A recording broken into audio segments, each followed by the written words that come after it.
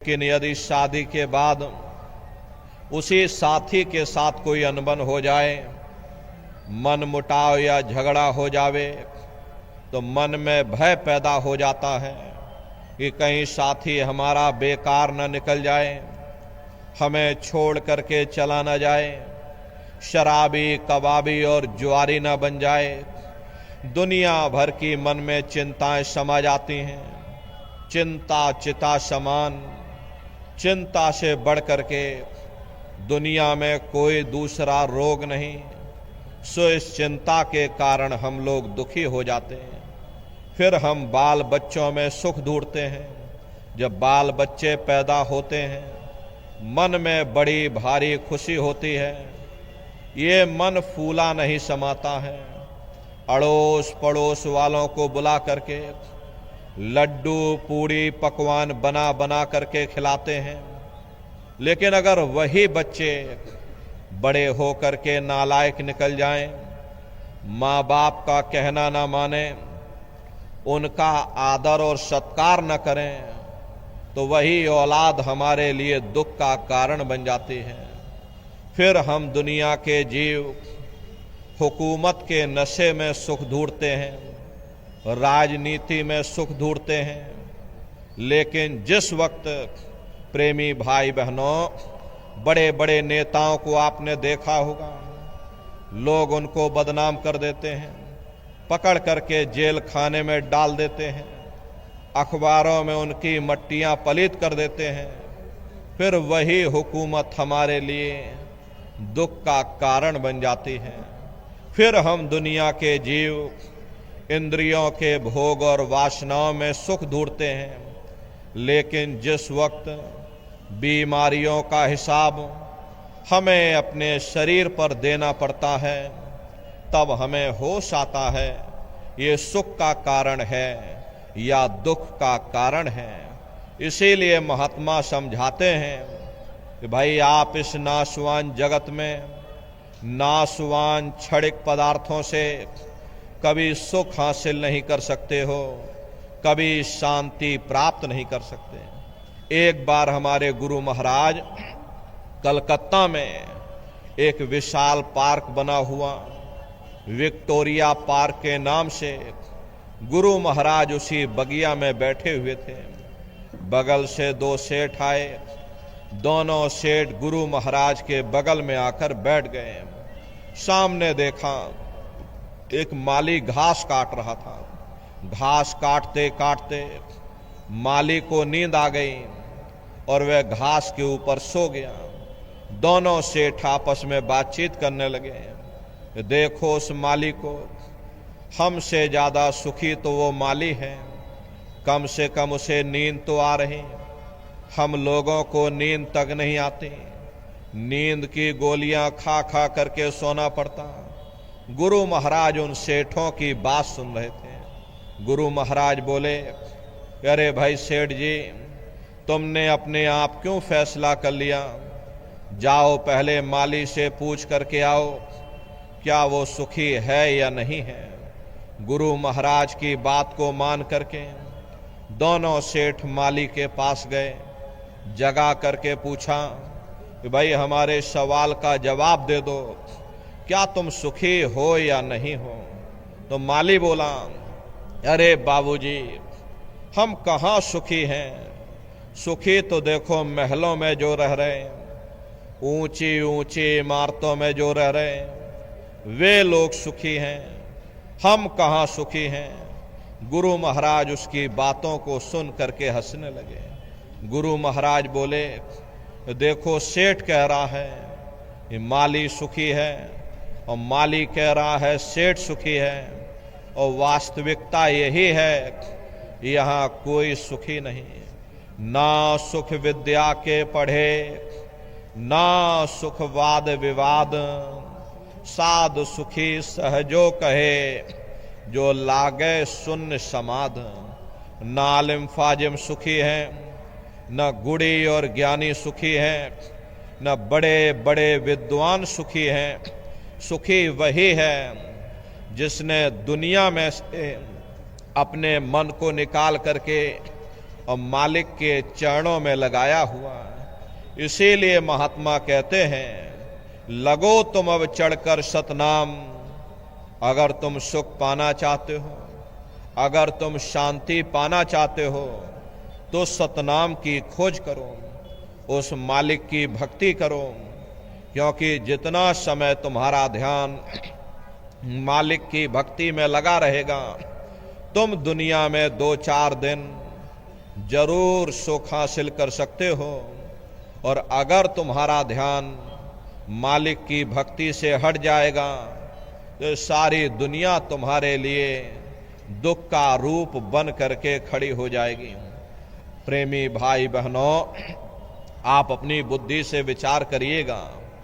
एक छोटा सा बच्चा अपने पिता की उंगली पकड़ करके मेला या नुमाइश में घूमने जाता है। उसे मेले की हर साजो सामान बड़ी खूबसूरत नजर आती है। किसी जगह खेल खिलौनों की दुकानें लगी, कहीं गुड्डे गुड़ियों की दुकानें लगी, कहीं झूलों की दुकानें लगी, कहीं मिठाई और पकवान की दुकानें लगी। वो बच्चा यही सोचता है कि शायद ये खुशी हमको मेले के साजो सामान से प्राप्त हो रही है। और अगर भूल करके भी वो बच्चा अपने पिता की उंगली छोड़ देता है, तो वह सारा साजो सामान उसी जगह रहता है, लेकिन बच्चा रोने चिल्लाने लगता है, चीखने लगता है। तब उसे खुद ब खुद महसूस होता है, ये खुशी हमें तभी तक प्राप्त हो सकती है जब तक हमने अपने पिता की उंगली पकड़ रखी थी। अरे हमारा पिता कौन है? वो परमात्मा है, वो परमेश्वर है, जिसने अंड खंड ब्रह्मांड की रचना की। जितना समय तुम्हारा ध्यान मालिक की भक्ति में लगा रहेगा, तुम दुनिया में 2-4 दिन जरूर सुख हासिल कर सकते हो। और अगर तुम्हारा ध्यान मालिक की भक्ति से हट जाएगा, तो सारी दुनिया तुम्हारे लिए दुख का रूप बन करके खड़ी हो जाएगी। प्रेमी भाई बहनों, यदि महापुरुषों के इन चंद शब्दों को हम आप याद रखते, तो निश्चय ही हम अपने जीवन के लक्ष्य का पता पा जाते हैं। अपनी जीवात्मा को उस परमात्मा के साथ मिलाते और प्रभु के साथ मिल करके उस आराम और चैन को पा जाते जो इस जड़ दुनिया में, इस जड़ संसार में नहीं मिलता। हम आप इस जड़ संसार में सुख और प्रेम की खोज में रात और दिन भटकते रहते हैं, परंतु वह सच्चा सुख और सच्चा प्रेम हमारे आपके अंदर है, ना कि बाहर। ये सूरज चांद सितारे, ये जमीन और ये आसमान, जिनको हम आप अपनी जड़ आंखों से देख रहे, यदि अंतर की दृष्टि खोल करके देखें, ऐसे अनगिनत सूरज चांद सितारों के पास पहुंच जावें, जहां प्रकाश ही प्रकाश और नूर ही नूर झलकता है। परंतु हम सुख के देश को, सुख के स्थान को और अपने मालिक को ही भूल बैठे। जा घट प्रेम न संचय, सो घट जान मसान, जैसे खाल लोहार की और श्वास लेत बिन प्राण। ये कुदरती कारखाना देख करके कैसे जमीनी आसमानी पसारा चल रहा है, कौन इसका करतार है, कहाँ वह छिपा हुआ है, कैसे उससे मिला जाए जिस घट में ऐसे प्रीतम के, ऐसे पुरुष के दर्शनों दीदार की विरह और तड़फ नहीं। वह घट गोया मशान के समान है, सुरते इंसान सीरते हैवान है। हर इंसान का फर्ज, हर इंसान का कर्तव्य, हर एक इंसान को यह सोचना होगा, मृत्यु पर्यंत हम कहाँ जाएंगे, हमारे बाल बच्चे कहाँ जाएंगे, हमारे रिश्ते नातेदार कहाँ जाएंगे, हमारे कुटुंब परिवार वाले कहाँ जाएंगे और इनकी उस समय पर क्या हालत होगी। ये पराविद्या महात्माओं की पराविद्या है। हम आप इस जड़ संसार में फंस करके उस पराविद्या से अनभिज्ञ हो गए और अपने उद्देश्यों को भूल गए, अपने वादों को भूल गए। वो वादा जो हमने आपने माँ के घर में किया था उस परमपिता परमात्मा से कि हे परमात्मा, इस बार हमको मौका दे दो, हम भजन करेंगे, भक्ति करेंगे। लेकिन माँ के घर में आकर के न भजन किया न भक्ति की, बस माया की छाया में फंस करके इस मिथ्या जगत को अपना मान करके हम आप इसी में गोता खा रहे। प्रेमी भाई बहनों, इस दुनिया में हित मित भाई बंधु, रिश्ते नातेदार, कुटुंब परिवार वाले, इनमें से कोई भी चीज तुम्हारी जीवात्मा को इस अधोगति से बचा नहीं सकती। हम कौन हैं, हम कहाँ से आए हैं और हमें जाना कहाँ है, ये मानव मात्र के लिए एक कठिन प्रश्न बना हुआ है। इस प्रश्न का हल तब तक नहीं होगा जब तक इस धराधाम पर कोई संत महात्मा फकीर न मिल जाए।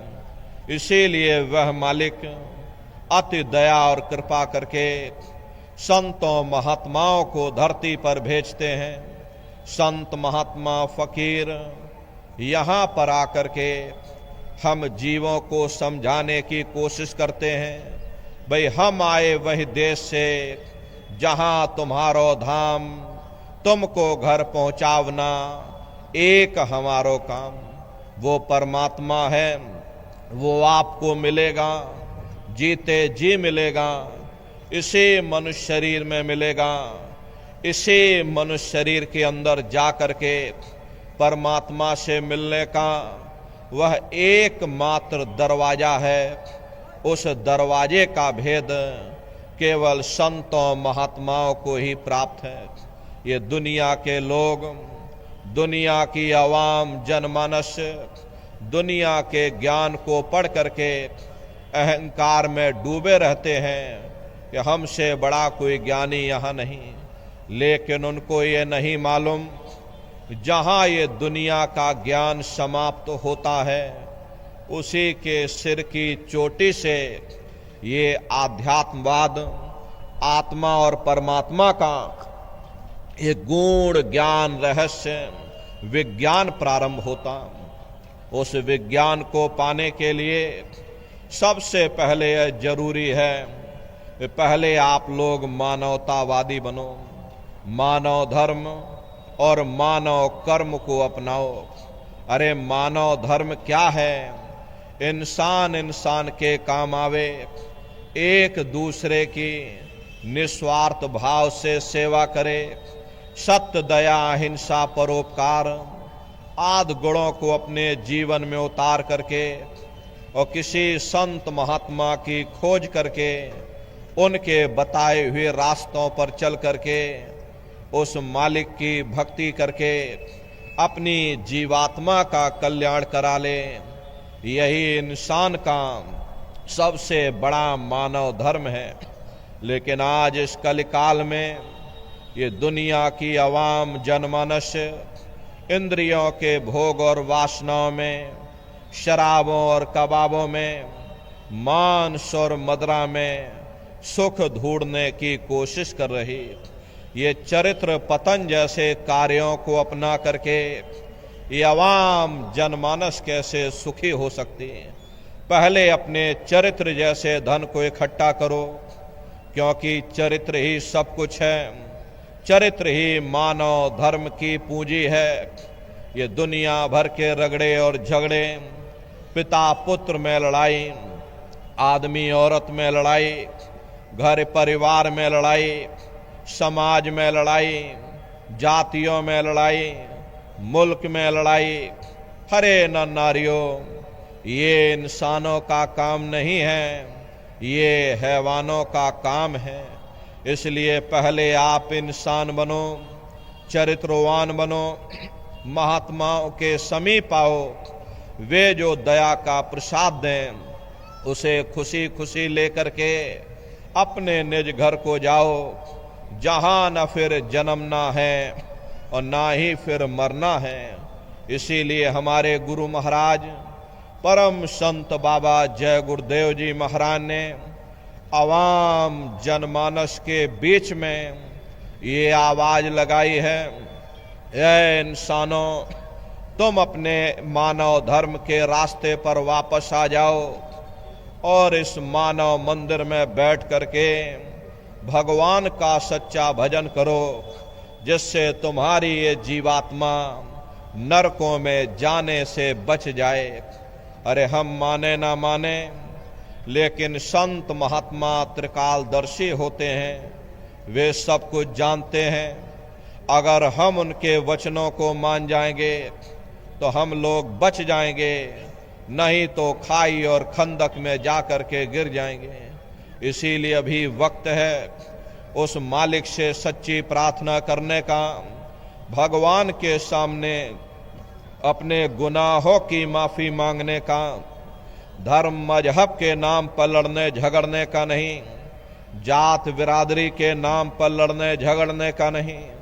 हमने बहुत लड़ लिया, बड़े बड़े झगड़े और फसादें की, बड़ी बड़ी नुक्ताचीनी की, सिवाय नफरत के हमको क्या मिला।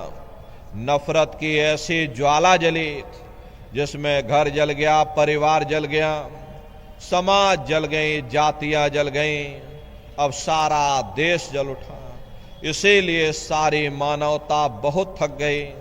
हर कोई ऐसी छांव चाहता है जहां उसे ठंडक मिले, शांति और सुकून मिले। ये सब वहीं मिल सकते हैं जहां शांत के संदेश होते हैं, सुकून के संदेश होते हैं, मानव धर्म और मानव कर्म के संदेश होते हैं। और ये संदेश केवल संत महात्मा फकीर देते हैं, जो समदर्शी होते हैं, जो समस्त जीवों के अंदर उस प्रभु के अंश को देखते हैं। ऐसे समदर्शी उन महात्माओं की खोज करो। ये मत देखना महात्मा जी किस जाति के हैं, महात्मा जी किस बिरादरी के हैं। अरे जातियां कर्म के अनुसार बनाई गई, जन्म के अनुसार नहीं। मनुष्य की एक ही जाति है, वो है मानव जाति। और इसी मानव जामे में बैठ करके हमें उस मालिक की भक्ति करनी है। प्रेमी भाई बहनों, सुपच जाति के भंगी थे, रैदास जी महाराज जाति के हरिजन थे, मीराबाई जाति की छत्राणी थी। अगर वे पुण्य आत्माएं उस मालिक को प्राप्त कर सकती हैं तो आप भी उस मालिक को प्राप्त कर सकते हो। लेकिन बगैर महात्माओं के, बगैर गुरु के कोई भी जीव इस संसार समुद्र से ना कोई पार हुआ और ना ही कोई हो सकता। ये समुद्र ऐसा है जिसके ना इस किनारे का पता न उस किनारे का पता, कोई नहीं जान सकता ये दुनिया कब बनी, कितनी बार प्रलय और महाप्रलय हो गई। लेकिन इतना जरूर मालूम है जिस दिन से दुनिया बनी है हम लोग यहीं पर भटका खा रहे। अगर इधर से हवा चली, नैया हमारी उधर चली गई और कहीं उधर से हवा चल गई, हमारी नैया डगमगाते हुए इधर चली गई। न जाने कितने युग और कल्प बीत गए, लेकिन हमारे जीवन की नैया आज तक इस भव सागर से किनारे नहीं लगी। इसलिए प्रेमी भाई बहनों, सौभाग्य से वक्त का इतना बड़ा वरदान आपको मिला, ये मानव तन आपको मिल गया। न जाने किस महात्मा की दया हो गई, न जाने कौन से जन्म जन्मांतरों के शुभ पुण्य कर्म उदय हो गए, जो आपको ये मनुष्य शरीर मिल गया। अरे अब की बार ये मौका मिल गया है, समय रहते हुए इस मौके का लाभ उठाओ। लेकिन दुर्भाग्य हम अज्ञानी मनुष्यों का है। प्रेमी भाई बहनों, जब जब हमें ये मौका मिलता है, हम मानव जीवन के उद्देश्यों को भूल जाते हैं कि हमको आखिर ये मनुष्य शरीर क्यों मिला है। उल्टा कौमों मजहबों के झगड़े में उलझ जाते हैं, धन दौलत के चक्कर में पड़ करके एक दूसरे के गला काटने की योजनाएं बनाना शुरू कर देते हैं। इतना इन भोगों में लिप्त हो जाते हैं कि और तो और हम अपनी मौत को ही भूल जाते हैं। हम रोज देखते हैं कि हमारे ही साथी, हमारे ही रिश्ते नातेदार, हमारे ही कुटुंब परिवार वाले एक एक करके हमारा साथ छोड़ करके चले जा रहे हैं, बल्कि हम खुद उन्हें कंधों पर उठा करके शमशान भूमि पर छोड़ करके आते हैं। आंखों से देखते हैं कि जिस चीज के लिए वह इतना भटकता था, जिस चीज के वह वह इतना तड़फता था, अपना अपना कह करके फक्र या गर्व महसूस किया करता था, उसमें से किसी ने उसका साथ नहीं दिया। हम मन में यह सोच लेते हैं कि शायद वो बदकिस्मत होगा, कुछ भी अपने साथ ना ले जा सका। शायद हम सब कुछ गठरी मुठरी बांध करके अपने साथ ले करके चले जाएंगे। महात्मा प्रेम से समझाते हैं, भाई तुम उस समय को, उस वक्त को अपनी आंखों के सामने रख करके देखो। अरे उस समय कौन तुम्हारी सहायता करेगा, कौन तुम्हारी मदद करेगा। बस सारा दिन देह के अहंकार में, देह के गुरूर में ही न फंसे रहो। आखिर हम लोग अहंकार किस चीज का करते हैं? यदि हम जवानी का अहंकार करते तो क्या कभी किसी ने किसी का बुढ़ापा नहीं देखा? क्या हम बुढ़ापे की उम्र में नहीं जाएंगे? यदि हमें खूबसूरती या सुंदरता का अहंकार है तो क्या कभी बीमारों की शक्लें नहीं देखी? चेहरे पर चेचक निकल जाए, पीलिया हो जावे, अपनी ही शक्ल आईने में देखने में डर लगता है। यदि हमें हुकूमत का अहंकार है तो क्या कभी नेताओं को फांसी के तख्तों पर लटकते हुए नहीं देखा? अरे मन रे क्यों गुमाने अब करना, तन तो तेरा खाक मिलेगा, 84 जा पड़ना। ए मन, तू किस चीज का अहंकार करता है? यदि सवारी सर प्रेमी भाई बहनों जवानी का अहंकार करते हो, यदि शरीर का अहंकार करते हो, इसे तो मिट्टी में मिलकर के मिट्टी हो जाना है। फिर हमें धर्मराज के सामने पेश होना पड़ेगा। हमारी ख्वाहिशों, हमारी इच्छाओं और हमारे कर्मानुसार जहां भी वो मुनासिब समझेगा हमें जन्म लेना पड़ेगा। एक देह के बंधन से हमारा छुटकारा नहीं हो पाता। दूसरा देह रूपी कलबूत हमारी आंखों के सामने नाचना शुरू कर देता। हमेशा हम दुनिया के जीव इस कैद खाने में कैदियों की तरह पड़े रहते। इतिहास गवाह है, बड़े बड़े राजे महाराजे, बड़े बड़े आला अधिकारी, जिनके मुख से निकला हुआ एक एक लफ्ज कानून बन जाता था, आज उनकी हस्ती कहाँ है? उनकी कब्रों पर हम ठोकरें मार मार के गुजरते हैं। उनकी हड्डियां हमारे पैरों तले कुचली जाती हैं। क्या हम भूल चुके हैं एक समय हमारा भी आएगा, हमारी भी कब्रों पर लोग ठोकरें मार मार के गुजरेंगे, हमारी भी हड्डियां लोगों के पैरों तले कुचली जाएंगी। इसीलिए महात्मा समझाते हैं, भाई तुम उस समय को, उस वक्त को अपनी आंखों के सामने रख करके देखो। उस समय कौन तुम्हारी सहायता करेगा, कौन तुम्हारी मदद करेगा? अरे मन रे क्यों गुमाने अब करना, तन तो तेरा खाक मिलेगा, 84 जा पड़ना। ए मन, तू किस चीज का अहंकार करता है? इस शरीर का अगर अहंकार करता, इसे मिट्टी में मिल करके मिट्टी हो जाना है। धन दारा सुत नाती कहियन, यह नहीं आवे काम।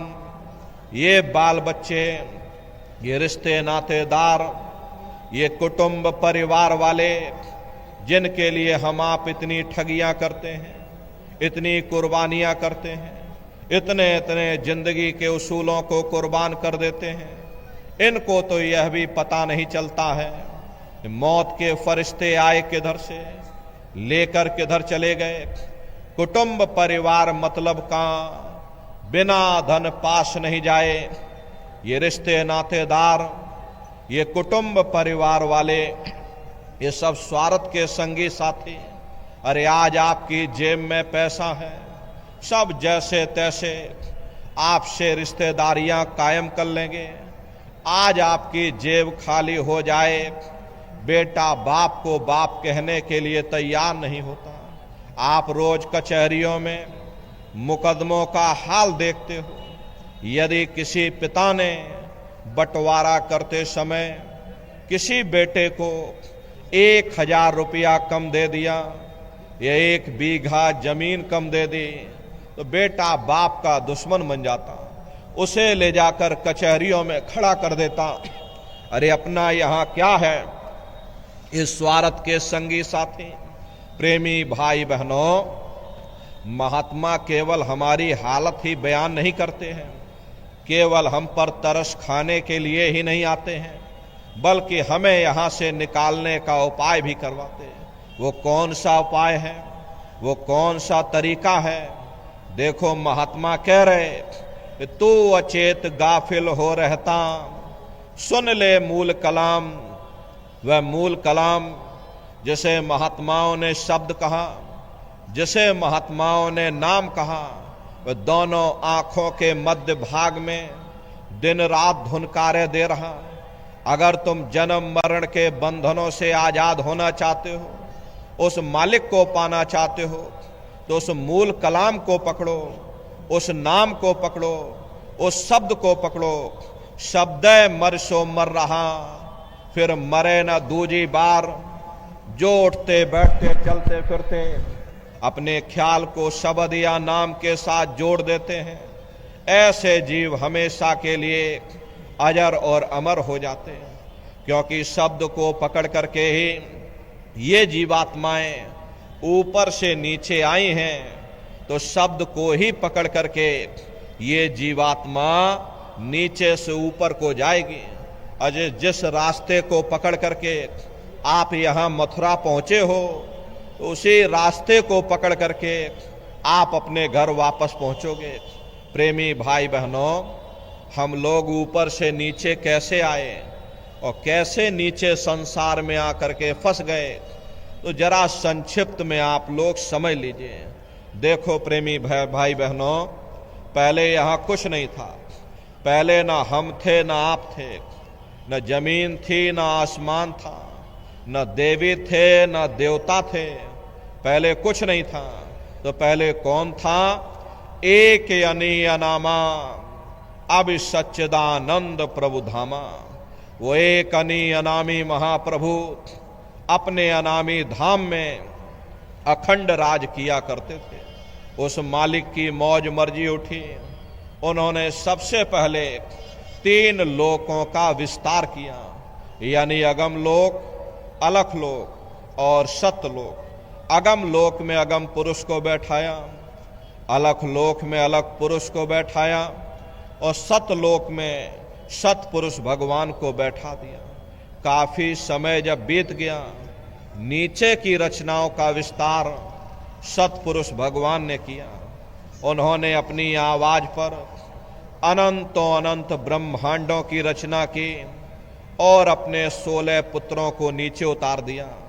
निरंजन भगवान, जिनको दुनिया ईश्वर कहती है, सतपुरुष भगवान के ये सबसे छोटे पुत्र हैं। इन 16 पुत्रों ने नीचे आकर घनघोर तपस्या की और अपने पिता को प्रसन्न करके, यानी सतपुरुष भगवान को प्रसन्न करके सतलोक के समान राज मांग लिया।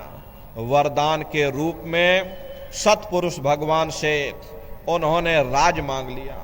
प्रेमी भाई बहनों, राज चेतन पर किया जाता है और जड़ पर राज नहीं किया जाता।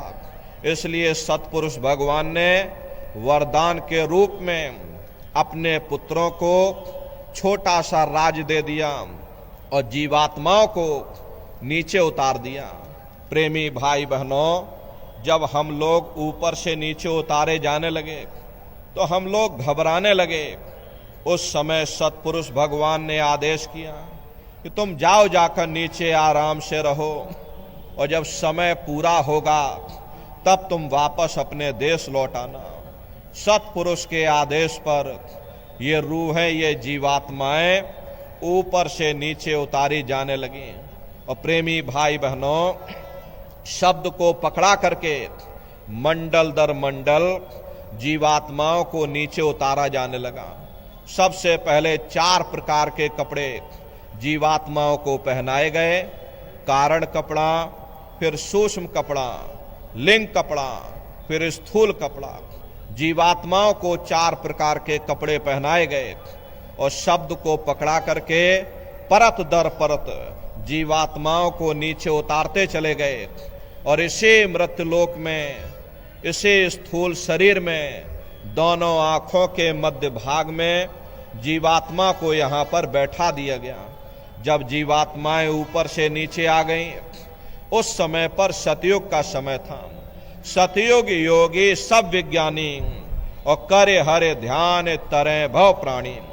उस समय सब ज्ञानी और विज्ञानी थे, सबकी आंख कान खुली हुई थी। रोज मालिक का दर्शन करते, रोज आते, रोज जाते। और जब समय पूरा हो जाता, ये जीवात्माएं अपने देश वापस लौट जाती, फिर घूम करके लौट करके मृत्युलोक में वापस नहीं आते। ऐसे न जाने कितनी जीवात्माएं, प्रेमी भाई बहनों, अपने घर वापस लौट गईं।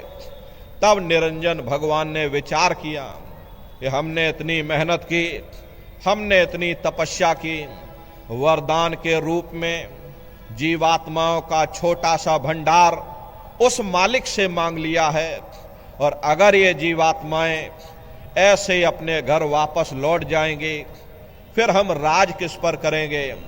मेरा राज खाली हो जाएगा, मेरी तपस्या बर्बाद हो जाएगी।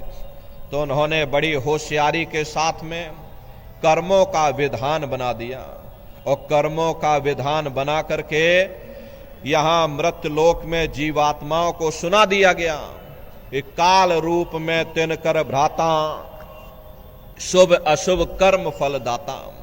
यानी मैं काल रूप हूं और शुभ अशुभ कर्मों का मैं फल दूंगा। यानी कर्म करने की स्वतंत्रता हमको आपको दे दी गई, फल देने का अधिकार इन्होंने अपने हाथों में रख लिया। धीरे धीरे ये जीवात्माएं कर्मों की बेड़ियों में जकड़ती चली गईं।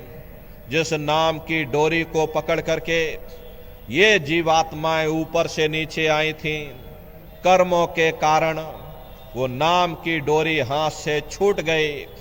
तब से लेके आज तक हम आप यहीं पर भटका खा रहे। अगर वो नाम की डोरी हाथ में आ जाए, शब्द की डोरी हाथ में आ जावे, तो शब्द कर्म की रेख कटावे, शब्द शब्द में जाय मिलावे। शब्द वो साबुन है जो तुम्हारे कर्मों की रेख पर मेख मार देगा और तुम्हें शब्द दर शब्द, मंजिल दर मंजिल अपने घर वापस पहुंचा देगा। इसीलिए महात्मा कहते हैं, भाई अगर तुम मालिक को पाना चाहते हो तो सुरत शब्द नाम की कमाई करो। सुरत शब्द नाम की कमाई करना, सब जतन दूर अब धरना। कोई दूसरा उपाय करने की जरूरत नहीं, कोई तीसरा विकल्प अपनाने की जरूरत नहीं। ऐसा मत करना कि गंगा गए तो गंगा राम बन गए और जमुना गए तो जमुना दास बन गए। चलो जब भी कर लें तब भी कर लें, पूजा भी कर लें, पाठ भी कर लें, कोई ना कोई उपाय कारगर होगा ही। प्रेमी भाई बहनों, इस बात को हमेशा ध्यान में रखिए, जो पानी 100 सुराखों से बहेगा वो कभी खेत नहीं सींच सकता। अगर हम अपने ध्यान को दुनिया में चारों तरफ फैलने देंगे, हम कभी कुछ भी प्राप्त नहीं कर सकते। नाम विसार चलहि अनिमार्ग, अंत काल पछताई। नाम की कमाई का तरीका छोड़ करके और किसी रास्ते पर चल करके देख लो, अंत समय पछताना पड़ेगा।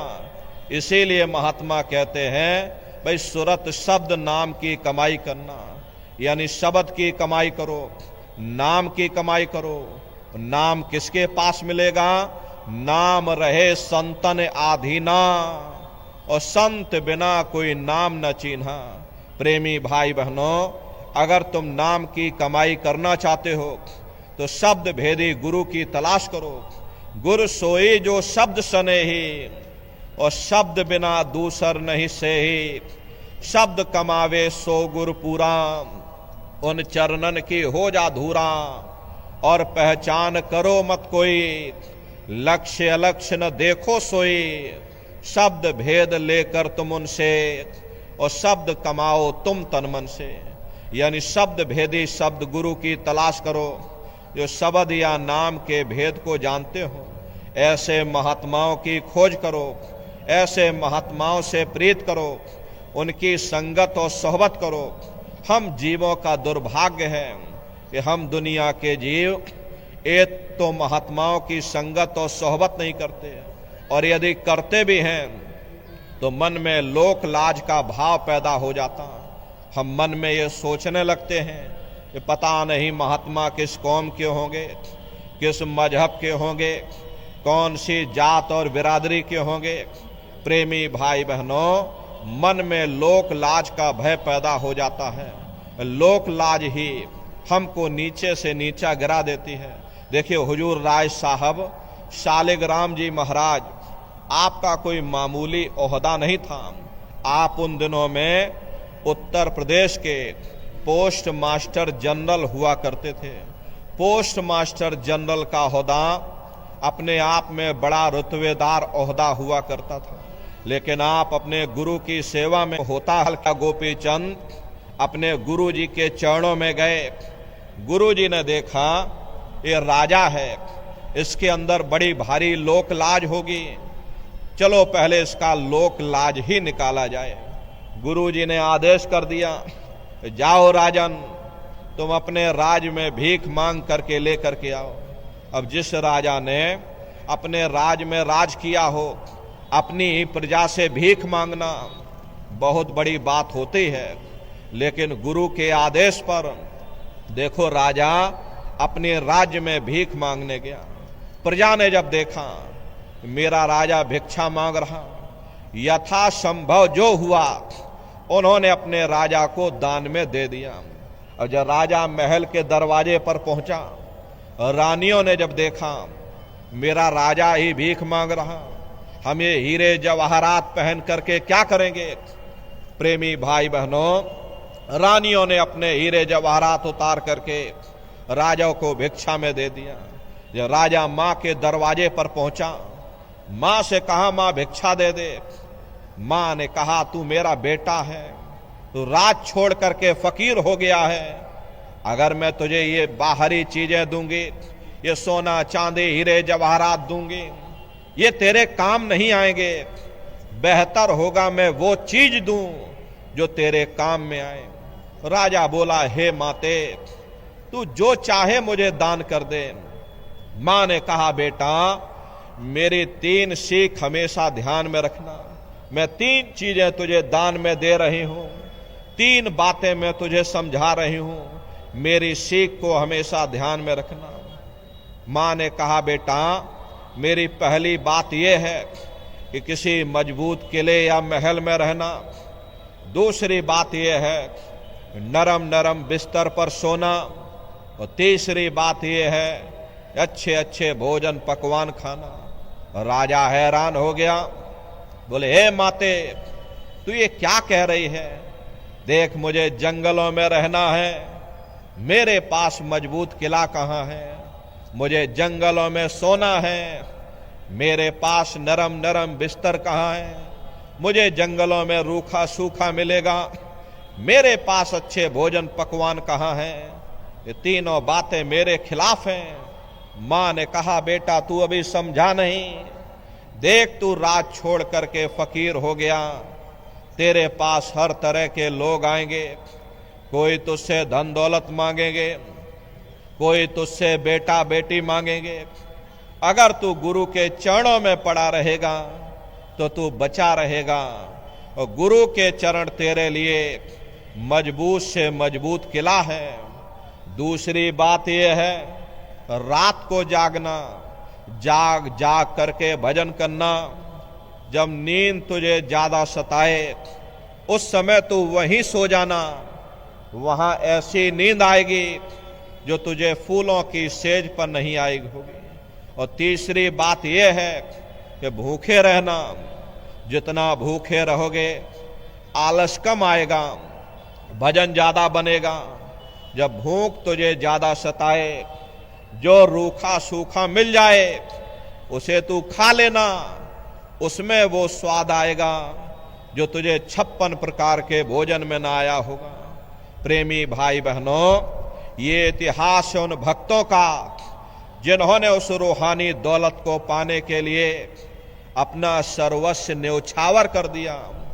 और एक हमारा आपका इतिहास है, अगर बेटा बेटी नहीं हुए, अजी छोड़ो गुरुजी को, गुरुजी दया कृपा नहीं कर रहे, चलो कोई दूसरा गुरु करेंगे, मुकदमा नहीं जीते, अजी छोड़ो गुरुजी को, गुरुजी दया कृपा नहीं कर रहे, चलो कोई तीसरा गुरु करेंगे।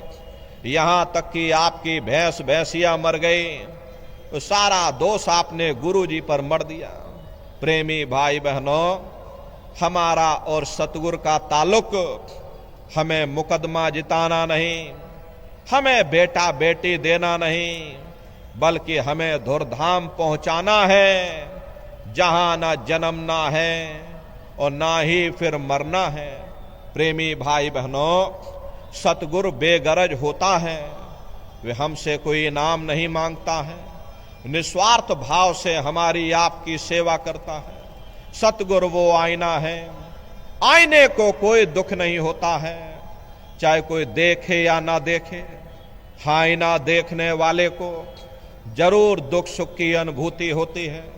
अगर हंसता हुआ देखेगा तो हंसता नजर आएगा, अगर रोता हुआ देखेगा तो रोता नजर आएगा। इसीलिए महात्मा कहते हैं, भाई चारों तरफ से अपने ख्याल ध्यान को समेटो, इन इच्छाओं और तृष्णाओं को त्यागो। इन इच्छाओं और तृष्णाओं, ये मन की ख्वाहिशें इस नाशवान जगत में न कभी किसी की पूरी हुई, न भविष्य में कभी हो सकती। हम आप मन की ख्वाहिशों को, मन की मांगों को पूरा करने के लिए अच्छे बुरे कर्म करने लग जाते हैं, जिससे हमारा आपका ये मन मैला हो जाता है। कबीर मन मैला भया, या में बहुत विकार, यह मन कैसे धोइए और साधु करो विचार। फिर कहते हैं, गुरु धोबी शिष कापड़ा, साबुन सिरजनहार, सुरत शिला पर धोइए और निक्षय रंग अपार। प्रेमी भाई बहनों, ये मन बड़ा दगेबाज और फरेबी है, इसकी दुरुस्ती के लिए सत्संग बहुत जरूरी है। जैसे मैले कपड़े को धोबी पानी में पटक पटक करके साफ कर देता, ऐसे ही सत्संग रूपी जल में गुरु इस मन की रगड़ाई करते हैं। जब रगड़ाई होती है तो हम लोग भाग खड़े होते हैं। प्रेमी भाई बहनों, कभी हम लोगों ने अपने उस मालिक का शुक्रिया नहीं किया। ये शुक्र है परमात्मा, तूने खाने को रोटी दे दी, आधी दुनिया भूखी पेट सोती है। शुक्र है परमात्मा, तूने रहने को झोपड़ा दे दिया, आधी दुनिया फुटपाथ पर सो रही। शुक्र है परमात्मा, तूने इतना अच्छा शरीर दे दिया, आधी दुनिया अस्पतालों के चक्कर काट रही। कभी हमने उस मालिक का शुक्र नहीं किया, बस मांगते चले जा रहे, मांगते चले जा रहे। प्रेमी भाई बहनों, प्यारे बेटे को बाप से मांगने की जरूरत नहीं पड़ती, बाप खुद चाहता है ये अपने प्यारे बेटे को बिन मांगे सब कुछ दे दिया जाए। लेकिन प्रेमी भाई बहनों, तुम प्यारे बेटे बनने की कोशिश करो, तुम प्यारे बेटे बन जाओ। वो मालिक देने के लिए तैयार बैठा है। ऐसी दीवानी दुनिया भक्ति भाव नहीं बूझे, कोई आवे तो बेटा मांगे, यही गुसाई दीजे। कोई आवे दुख का मारा, हम पर कृपा कीजिए। कोई आवे तो दौलत मांगे, भेंट रुपया लीजिए। कोई रचावे ब्याह सगाई, सुनत गुसाई रेझे। सांचे का कोई ग्राहक नहीं, झूठ है जगत पतिजे।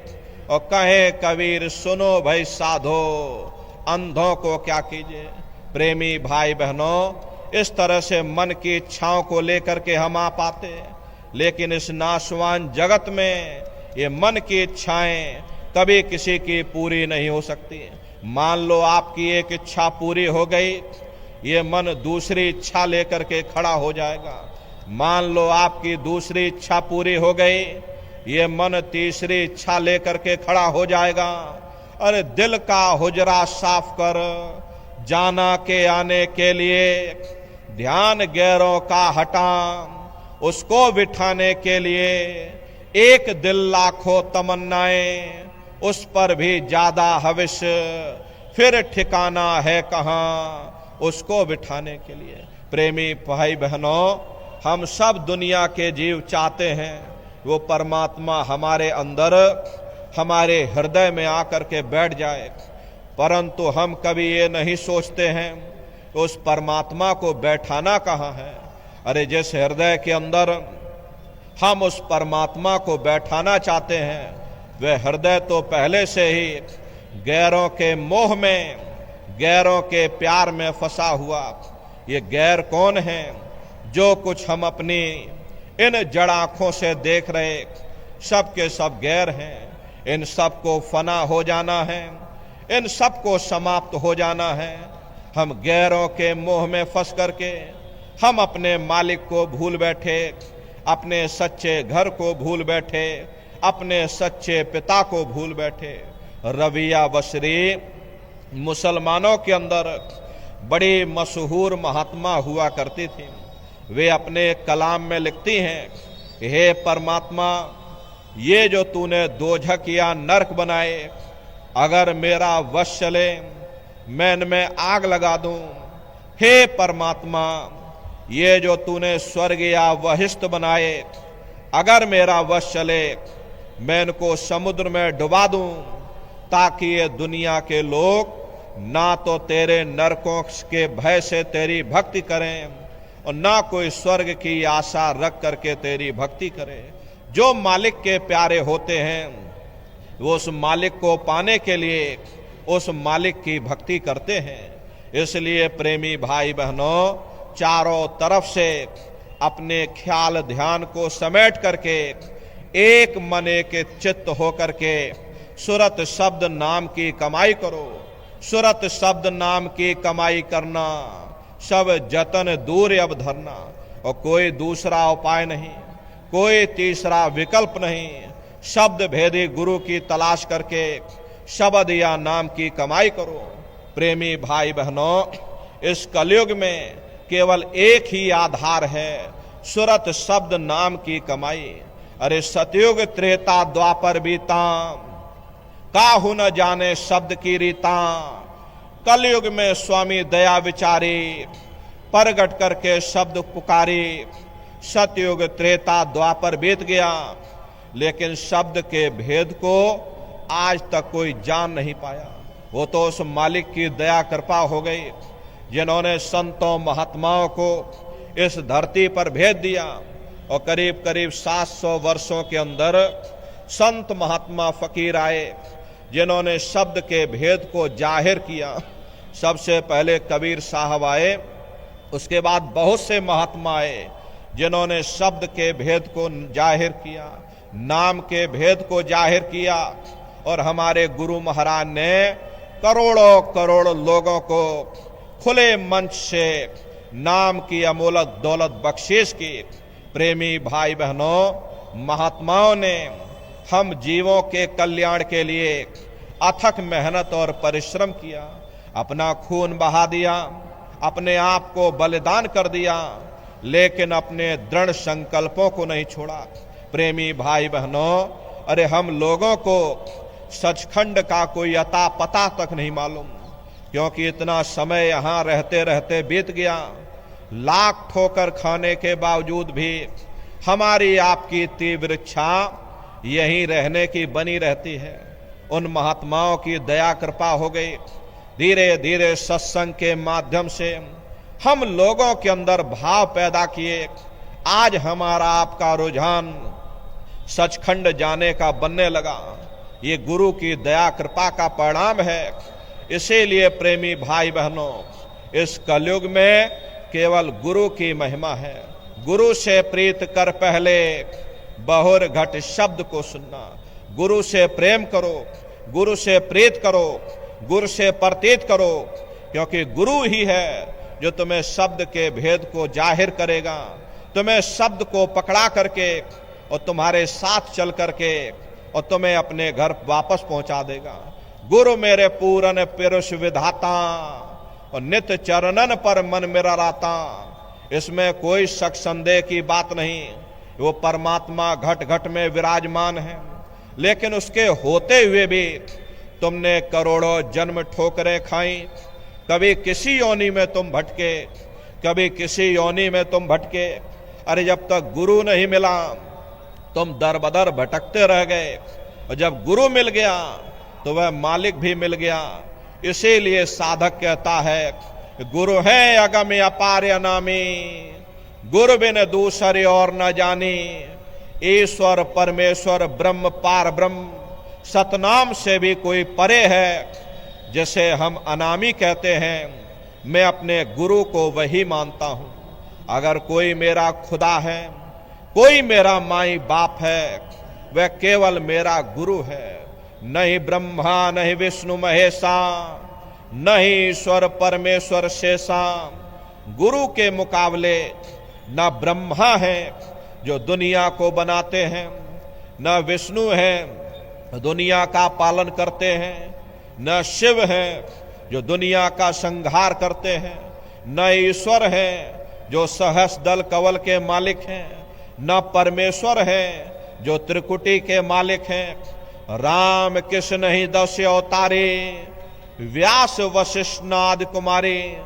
गुरु के मुकाबले न राम है, न कृष्ण है, न ऋषि है, न मुनि है। जोगी जति तपे ब्रह्मचारी, जनक सनक संन्यास विचारे। गुरु के मुकाबले न जोगी है, न जति है, न तपस्या करने वाले तपस्वी हैं। आत्म परमात्म नहीं मानू, अक्षर निहक्षर नहीं जानू। गुरु के मुकाबले न आत्म पद यानी कि सहस्र दल कवल है, न परमात्म पद यानी कि त्रिकुटी है, न अक्षर यानी प्रेमी भाई बहनों भंवर गुफा है। प्रेमी भाई बहनों न निअक्षर है। सत्य नाम जानू ना नामी, लिख ग्रंथ सर करत बखानी। गुरु के मुकाबले न मैं सत्य नाम को जानता हूं और ना ही मैं अनामी को जानता हूं। प्रेमी भाई बहनों, ये गुरमत है जो युगों युगों से चली आ रही है। इसमें कोई शक संदेह की बात नहीं। वो परमात्मा घट घट में विराजमान है, लेकिन उसके होते हुए भी तुमने करोड़ों जन्म ठोकरें खाई। कभी किसी योनि में भटके, अरे कभी किसी योनि में भटके। जब तक गुरु नहीं मिला तुम दर बदर भटकते रह गए, और जब गुरु मिल गया तो वह मालिक भी तुमको मिल गया। इसीलिए कह साधक कहता है, भाई सबको करूं प्रणाम जोड़कर, पर कोई नहीं गुरु समसर। मैं सबको प्रणाम करता हूं, मैं सबका आदर करता हूं, मैं सबको नमन करता हूं। मैं भगवान राम को भी नमन करता हूं, मैं भगवान कृष्ण को भी नमन करता हूं। लेकिन जो प्रेम मेरा मेरे गुरु के साथ है वह किसी दूसरे के साथ नहीं हो सकता। अब सवाल ये उठता है, भाई जो प्रेम गुरु के साथ है वह किसी दूसरे के साथ क्यों नहीं हो सकता? तो देखो साधक कह रहा है, वह गुरु ने सबका पद दर्शाए और जस जस जिनके तस गत गाए। गुरु ने कुंजी लगा करके अंतर घट का ताला खोल दिया, अंड खंड ब्रह्मांड के दर्शन करा दिए कि भगवान राम का ये देश है, ये भगवान कृष्ण का देश है, ये ईश्वर का देश है, परमेश्वर का देश है, ये अक्षर है, ये निअक्षर है। तो भाई जिन्होंने उनका दर्शन कराया है मैं उन्हीं की महिमा गाता हूं, मैं उन्हीं का गुणगान करता हूं। याते सतगुर का पद भारी, सतगुर सम नहीं कोई विचारे। इसीलिए सतगुर का दर्जा सबसे बड़ा है, सबसे ऊंचा है।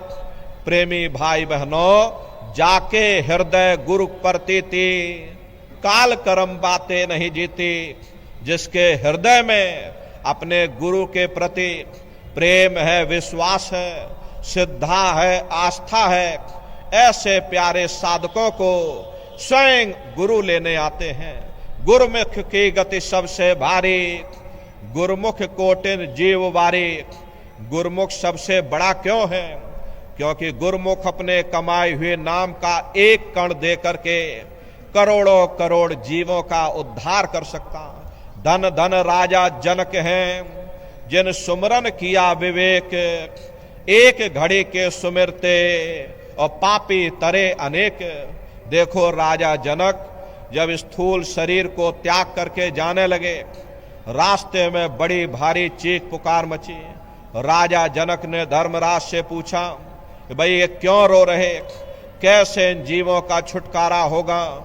तब धर्मराज ने कहा कि अगर कोई महात्मा नाम की कमाई का फल दे दे तो इन जीवों का उद्धार हो सकता। तब राजा जनक ने 2.5 घड़ी नाम की कमाई का फल दिया और करोड़ों करोड़ जीवों का उद्धार कर दिया। कहां लग महिमा गुरुमुख गाऊं, कोई न जाने किस समझाऊं। महात्माओं की हस्ती और शक्ति को मैं कहां तक बयान करूं। हरे न नारियों, कुंजों की अवस्था वही जानते हैं जो कुंजों के साथ आसमान की उड़ान भरते हैं। ये कबूतर तीतर क्या जाने कुंजे किस देश के वासी हैं। जो रूहानी मंडलों की सैर करते वही महात्माओं को पहचान सकते। बाकी ये सारा संसार ये काल के जाल में फंसा हुआ है। जग में पड़ा काल का घेरा, जीव करे 84 फेरा। सारा संसार काल के जाल में फंसा हुआ है और जन्म मरण के दुखों को भोग रहा है। अगर तुम जन्म मरण के बंधनों से आजाद होना चाहते हो, मालिक को पाना चाहते हो, मनुष्य जीवन में आकर के उस परमात्मा को प्राप्त करना चाहते हो, मुक्ति पाना चाहते हो, तो एक ही उपाय करो, एक ही काम करो, सुरत शब्द नाम की कमाई। तो प्रेमी भाई बहनों, हम आप परम सौभाग्यशाली हैं। ये अवसर हम लोगों को मिला हुआ है, तो कैसे हमको सुरत शब्द नाम की कमाई करना है, इसको आप लोग बैठ करके अच्छी तरह समझ लेना और घर पर जा करके करिएगा। देखो प्रेमी भाई बहनों, बहुत से नए लोग यहाँ बैठे हुए हैं। कैसे आपको सुमरन करना है, कैसे आपको ध्यान करना है और कैसे आपको भजन करना है, तो बैठ करके आप सभी लोग अच्छी तरह समझ लेना और फिर घर पर जा करके आप लोग साधना करिएगा। साधन 3 सारे अनुवर्णे और साधन सब थोथे मान। इस कलयुग में उस मालिक को पाने के लिए महात्माओं ने केवल 3 साधन बताए। पहला है सुमरन, दूसरा है ध्यान और तीसरा है भजन। सुमरन कहते हैं अपने मालिक को याद करना, ध्यान कहते हैं अपनी दिव्य दृष्टि को खोलना और भजन कहते हैं कान में उंगली डाल करके उस शब्द को सुनना, उस नाम को सुनना, उस देववाणी आकाशवाणी को सुनना जो 24 घंटे तुम्हारे सबके अंदर गूंज रही है। तो कैसे आप लोग सुमरन करोगे, कैसे ध्यान और भजन करोगे, बैठ करके आप सभी लोग अच्छी तरह समझ लो और फिर घर पर जा करके आप लोग अभ्यास करिएगा। तो सबसे पहले देखिए सुमरन कैसे किया जाएगा। सुमरन करने के लिए एक माला आप लोग ले लेना। ये देखिए प्रेमी भाई बहनों, 108 दाने की ये माला है। अपने अपने घरों में बैठ करके ये बाहर से अपनी आंखों को बंद कर लेना और दोनों आंखों के मध्य भाग में अपने ध्यान को रोक करके और दाने दाने पर जय गुरुदेव नाम का उच्चारण करिएगा। हर दाने पर जय गुरुदेव नाम, हर दाने पर जय गुरुदेव नाम, जय गुरुदेव जय गुरुदेव जय गुरुदेव जय गुरुदेव, कुल 108 बार आप लोग करिएगा। दोबारा इसी जगह फिर वापस आ जाओगे। जब आप जय गुरुदेव नाम का उच्चारण करोगे, दोनों आंखों के मध्य भाग में अपने ध्यान को रोक करके और दाने दाने पर जय गुरुदेव नाम का उच्चारण करिएगा। जिसको आप याद कर रहे हो, एक समय ऐसा आएगा वो अंतर में तुम्हारे सामने प्रकट हो जाएगा। उसके स्वरूप को देख लेना, फिर उसी के स्वरूप को याद करके जय गुरुदेव नाम का सुमरन सभी नए प्रेमी भाई बहन करिएगा। दूसरी बार फिर यहीं से जय गुरुदेव नाम का सुमरन, तीसरी बार फिर यहीं से जय गुरुदेव नाम का सुमरन, चौथी बार फिर यहीं से जय गुरुदेव नाम का सुमरन। इस तरह से कुल 8 बार जय गुरुदेव नाम का सुमरन सभी नए प्रेमी भाई बहन करिएगा। और 8 बार करने के बाद में ये माला आप रख देना। प्रेमी भाई बहनों, ये जय गुरुदेव नाम किसी साधारण इंसान का नाम नहीं, ये स्वयं उस अनामी महाप्रभु का नाम है। समय समय पर संत महात्मा फकीर अपने अपने समय पर आकर के अपनी साधना के द्वारा उस मालिक के नाम को जगाते हैं, उस मालिक के नाम को सिद्ध करते हैं। जैसे कबीर साहब आए, कबीर साहब ने साहिब नाम सिद्ध किया। गुरु नानक साहब आए, गुरु नानक साहब ने वाहे गुरु नाम सिद्ध किया। गोस्वामी जी महाराज आए, गोस्वामी जी महाराज ने राम नाम सिद्ध किया। मीराबाई आई, मीराबाई ने गिरधर नाम सिद्ध किया। सूरदास जी महाराज आए तो सूरदास जी महाराज ने श्याम नाम सिद्ध किया। इसी तरह से हमारे गुरु महाराज जय गुरुदेव नाम सिद्ध करके गए। जय गुरुदेव नाम का जहाज लगा कर गए। अगर इस जहाज पर सारी दुनिया बैठेगी, ये जहाज सारी दुनिया को पार करेगा। एक साध है सब सद है, सब साध है सब जाए। पहले अपने गुरु की उंगली पकड़ लो, क्योंकि गुरु तुम्हारा सच्चा रहबर है। गुरु बिन भव निज तरे न कोई, बगैर गुरु के तुम्हारी ये जीवात्मा इस भव सागर से पार नहीं जा सकती। गुरु गोविंदो खड़े ताके लागू पाई, बलिहारी गुरु आपने जिन गोविंद दियो बताई।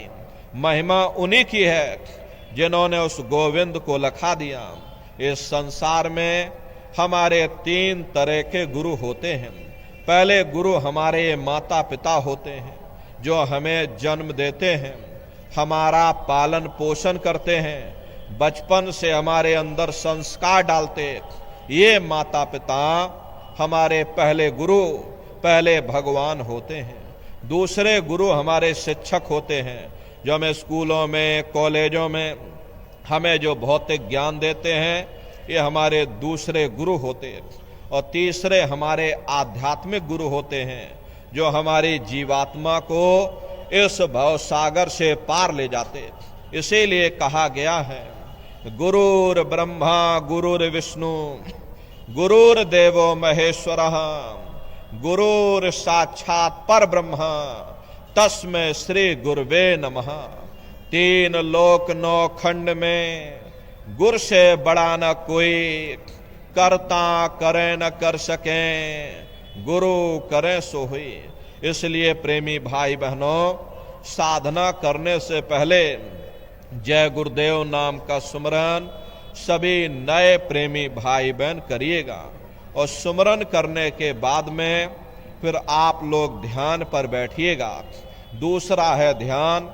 ध्यान कहते हैं दृष्टि को एकाग्र करना, अपनी दिव्य दृष्टि को खोलना, अपने तीसरे नेत्र को खोलना, अपने शिव नेत्र को खोलना।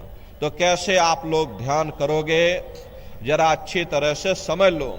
अपने अपने घरों में पलथी मार करके आप लोग बैठिएगा, शरीर को टाइट मत करिएगा। बहुत से प्रेमी गलती कर देते हैं, ये ध्यान के समय पर अपने शरीर को बिल्कुल टाइट कर देते हैं। यदि आप अपने शरीर को टाइट कर दोगे, ये शरीर तुम्हारा थक जाएगा, फिर शरीर ढीला पड़ जाएगा, फिर जैसे के तैसे हो जाओगे। इसलिए पहले से ही अपने शरीर को बिल्कुल ढीला छोड़ देना। जितना आराम से आप बैठोगे उतना आपके लिए अच्छा रहेगा। तो अपने अपने घरों में पलथी मार करके और ढीले बदन से आराम से बैठ जाना। बाहर से अपनी आंखों को बंद कर लेना। दोनों आंखों के मध्य भाग में दूर सामने देखिएगा, सामने आपको अंधेरा दिखाई देगा। बस उसी अंधेरे में एक जगह पर आप अपनी दृष्टि को रोकिएगा।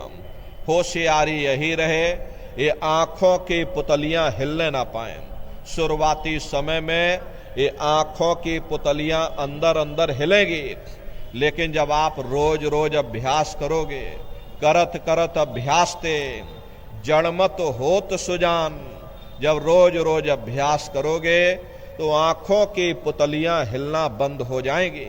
तो दूर सामने अंधेरे में एक जगह पर आप अपनी दृष्टि को रोकिएगा या उस अंधेरे को लगातार देखते रहना।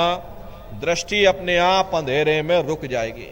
उस समय किसी के बारे में सोचना नहीं, किसी के बारे में विचार मत करिएगा। ये विचार करने की आदत हमारे अंदर पहले से पड़ी हुई है। हम किसी भी व्यक्ति को देखते हैं, देखने से पहले ही हम उसके बारे में तरह तरह के विचार करने लग जाते हैं। रात को सोते समय भी हम कुछ ना कुछ विचार करते ही रहते हैं। या तो हम भविष्य के बारे में सोचते हैं या हम अपने बीते हुए कल के बारे में सोचते हैं।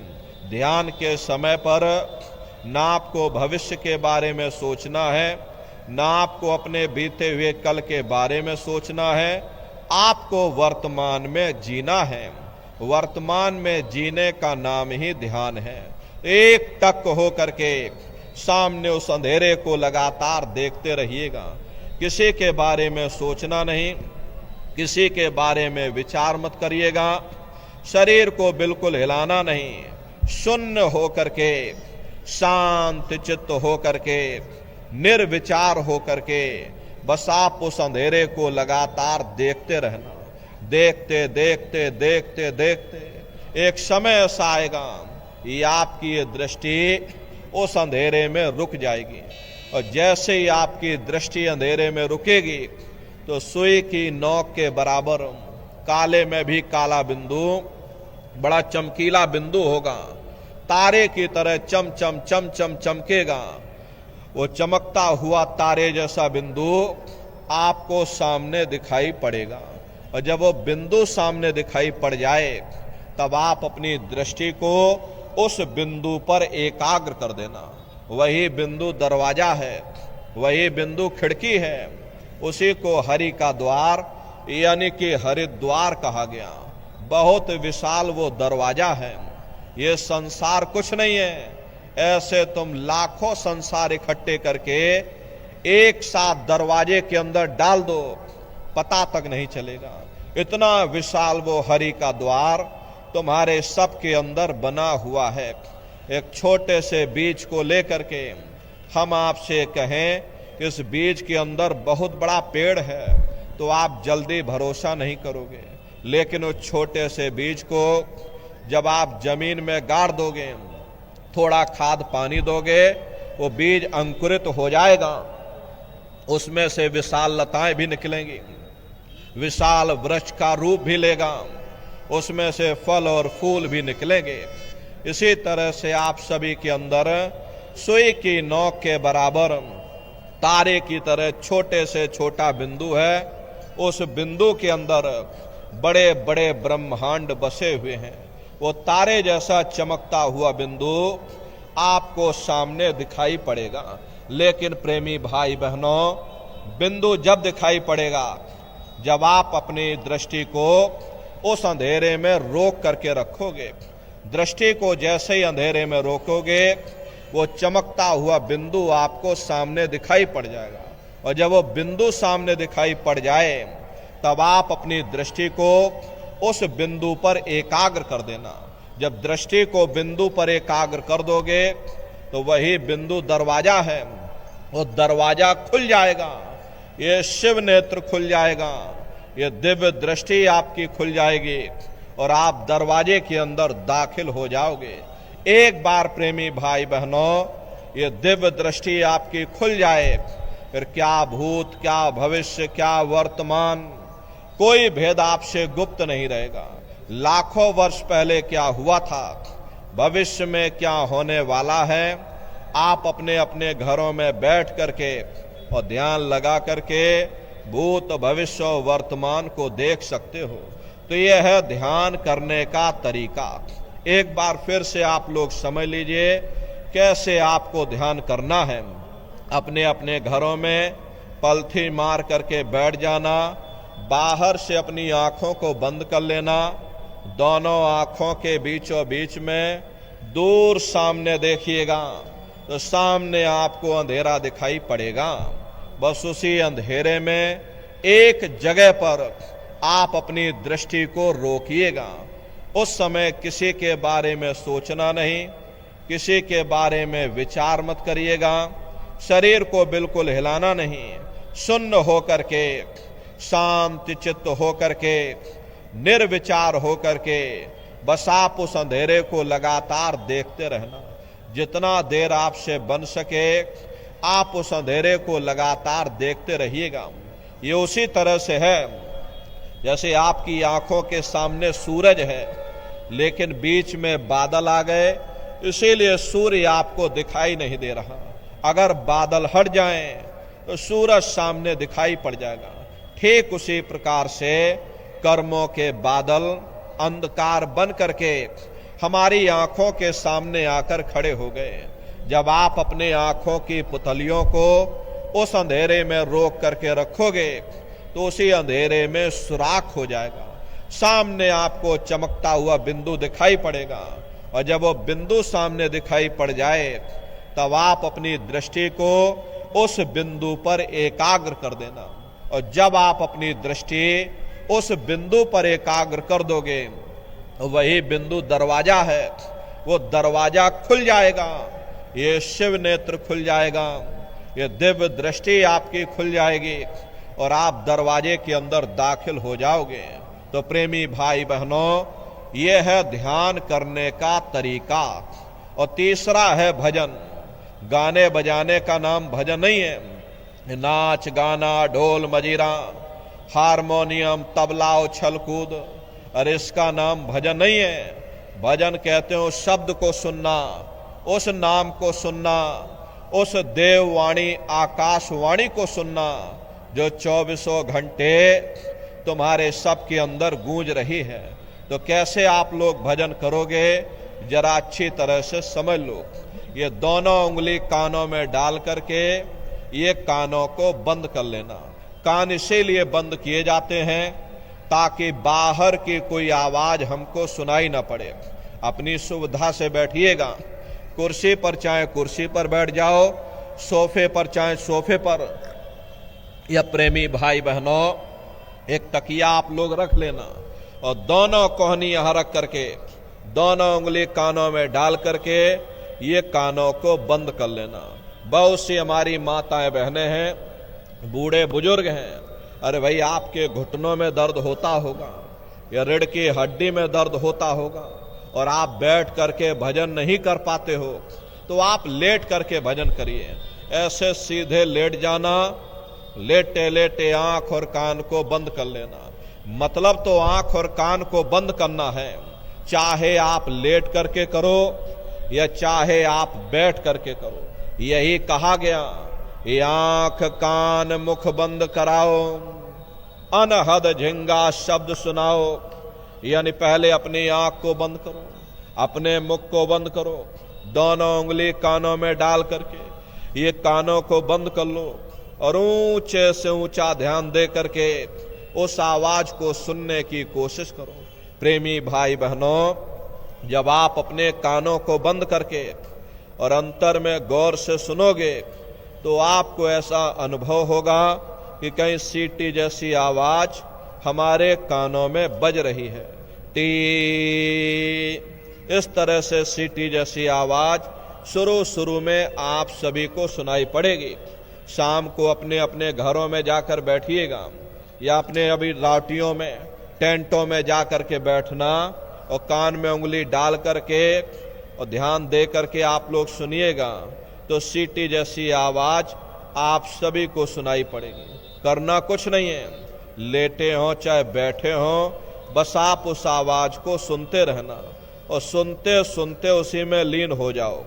जब आप उसमें लीन हो जाओगे तो एक समय ऐसा आएगा, दोबारा आपको अनुभव होगा कि कहीं बड़ी दूर से एक महीन आवाज, घंटे और शंख की आवाज हमारे कानों में बज रही है। जैसे मंदिरों में घंटियां बजती हैं, टन टन टन टन, तो बाहर तो आपने ये नकल किया।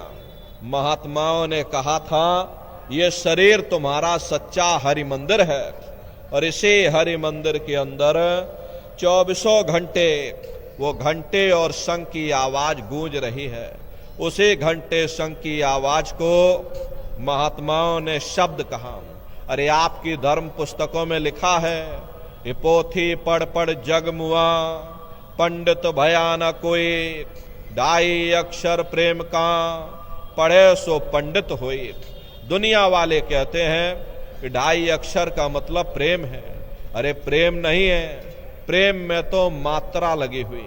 यहां पर जिस ढाई अक्षर का वर्णन उन महात्माओं ने किया है वो है शब्द, शा आदा बा और दा।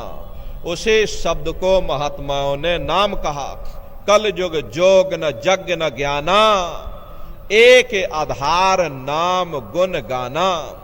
कलयुग में न योग है, न यज्ञ है, न ये ज्ञान है, तो कलयुग में क्या है? कलयुग केवल नाम आधारा, सुमेर सुमेर नर उतर ही पारा। कलयुग में केवल नाम का आधार है। प्रेमी भाई बहनों, यहां पर नाम दो तरह के होते हैं। एक वर्णात्मक नाम होता है, दूसरा धुनात्मक नाम होता है। वर्णात्मक नाम वो है जो लिखने पढ़ने बोलने में आता है, जैसे राम श्याम सीताराम, हरे रामा हरे कृष्णा, ये सभी वर्णात्मक नाम हैं। लेकिन संत महात्मा उस धुनात्मक नाम की महिमा गाते जो न लिखने में आता है न जवान से बोलने में आता है। प्रेमी भाई बहनों, वो नाम तुम्हारे अंदर गूंज रहा। नाम लेत भव सिंधु सुखाई। प्रेमी भाई बहनों, वो नाम किसके पास मिलेगा? नाम रहे संतन आधीना, और संत बिना कोई नाम न चिन्हा। उसे घंटे शंख की आवाज को महात्माओं ने शब्द या नाम कहा। उसे घंटे शंख की आवाज को ईसा मसीह साहब ने वर्ड या लागश कहकर याद किया। उसी घंटे शंख की आवाज को गुरु नानक साहब ने अनहद वाणी कहकर याद किया।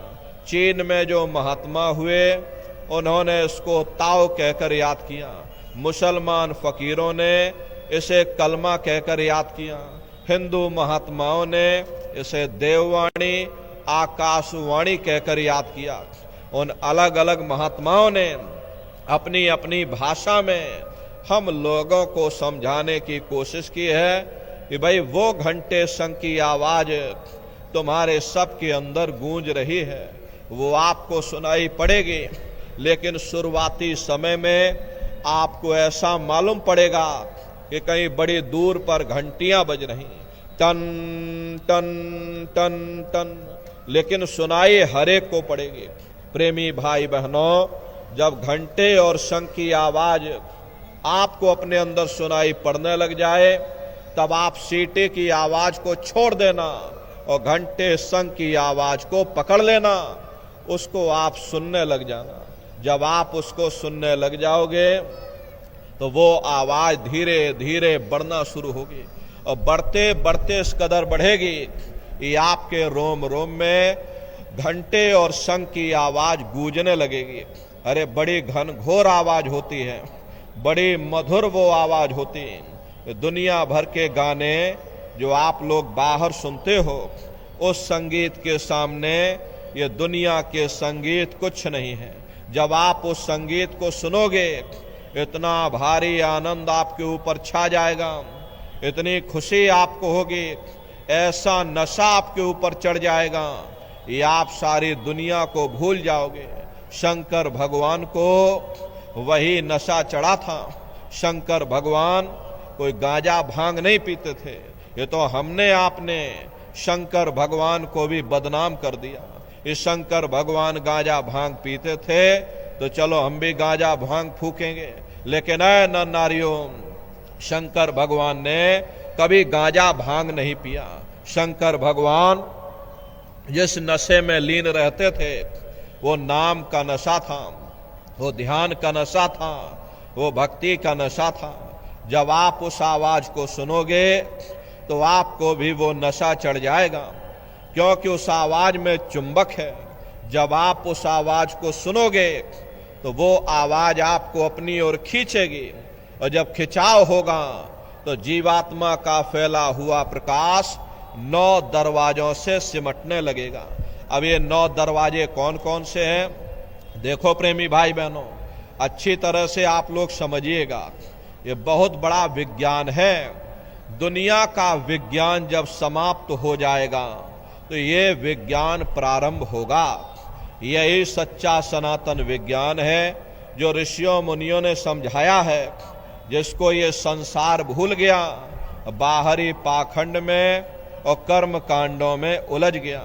तो आज सच्चे सनातन विज्ञान को समझने की जरूरत है। तो ये 9 दरवाजे कौन कौन से हैं?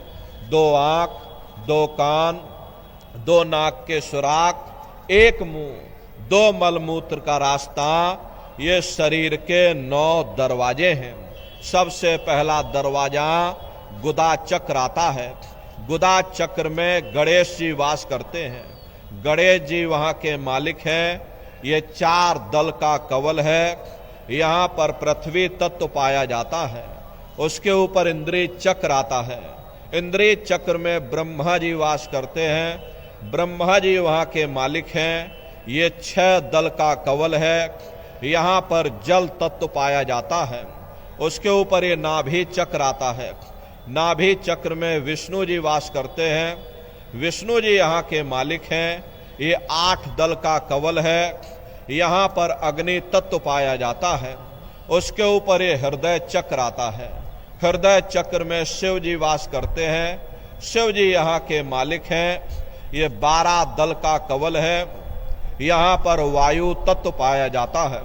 अरे वास तो ऊपरी मंडलों में, ऊपरी लोकों में वास करते हैं, लेकिन उनका प्रकाश, उनकी किरणें इन चक्रों पर पड़ती हैं।